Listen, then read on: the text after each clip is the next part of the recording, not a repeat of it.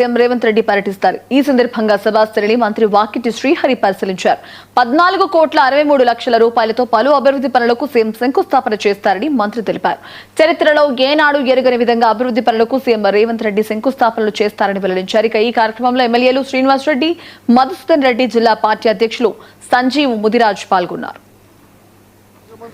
ప్రజాప్రభుత్వం ద్వారా బీద బడుగు బలహీన వర్గాల ఆర్తనాదాలు లేకుండా చెయ్యాలనే సంకల్పంతో అహర్నిశలు శ్రమిస్తున్నటువంటి మహానాయకుడు ఓనాడు రాజశేఖర రెడ్డి పేరు విన్నాం, ఈనాడు రేవంత్ అన్న పేరు వింటా ఉన్నాం.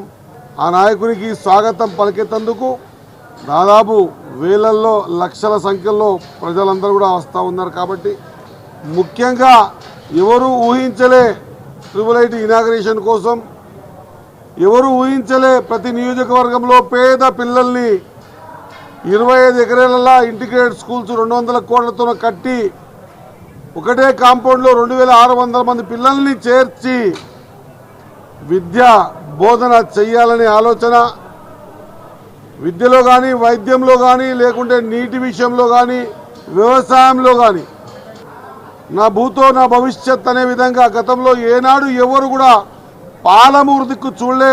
ఈరోజు పాలమూరు దిక్కు యావత్ తెలంగాణ చూసే విధంగా అభివృద్ధి కార్యక్రమాలు తీసుకుంటున్నటువంటి మన ప్రియతమ నాయకుడు ఇచ్చేస్తా ఉన్న సందర్భంలో మీడియా మాధ్యమాల ద్వారా ఉమ్మడి పాలమూరులో జిల్లాలో ఉన్నటువంటి ముఖ్య నాయకులు, కార్యకర్తలు, రేవంత్ అన్న అభిమానులందరూ కూడా పెద్ద ఎత్తున ఈ కార్యక్రమానికి దాదాపు 1,400 కోట్ల రూపాయల అభివృద్ధి కార్యక్రమాలకి శంకుస్థాపన చేయడానికి ఇచ్చేస్తున్న మన నాయకునికి ఘన స్వాగతం పలకవలసిందిగా.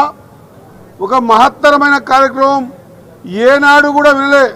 ప్రతి నియోజకవర్గానికి 1000 కోట్ల చొప్పున అభివృద్ధి కార్యక్రమాలు ఇచ్చి ఈరోజు జిల్లా, ఉమ్మడి జిల్లా, పాత జిల్లా హెడ్ క్వార్టర్ అయిన పాత మహబూబ్ నగర్ జిల్లాలోని ప్రతి గ్రామానికి ఈ పట్టణంతో ఒక అనుబంధం, ఆత్మీయ సంబంధం ఉంది. కాబట్టి 75 వసంతాలు పూర్తి చేసుకున్న శుభ సందర్భంలో ఎన్నో సంవత్సరాలుగా గత ప్రభుత్వాలు పట్టించుకోలేని, చూడదలుచుకోలేని అన్ని అంశాలను కూడా పరిగణలోకి తీసుకొని 1,400 కోట్ల రూపాయల శంకుస్థాపన కేవలం మహబూబ్ నగర్ కార్పొరేషన్కు సంబంధించిన పనులను చేస్తున్నాడంటే ఈ మట్టి మీద, ఈ నగరం మీద, ఈ ఉమ్మడి జిల్లా మీద మన ముఖ్యమంత్రి గారికి ఉన్న అమితమైన అనురాగం, వాత్సల్యం, ప్రేమ కనబడతా ఉంది.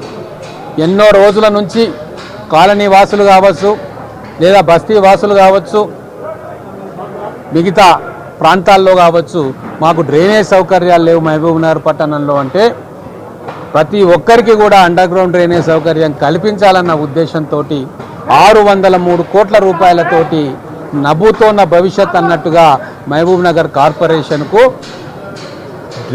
భూగర్భ డ్రైనేజ్ వ్యవస్థను శాంక్షన్ చేయించి ఈరోజు శంకుస్థాపన కోసం సభ పెట్టుకొని రేపు శంకుస్థాపన చేయబోతా ఉన్నాడు.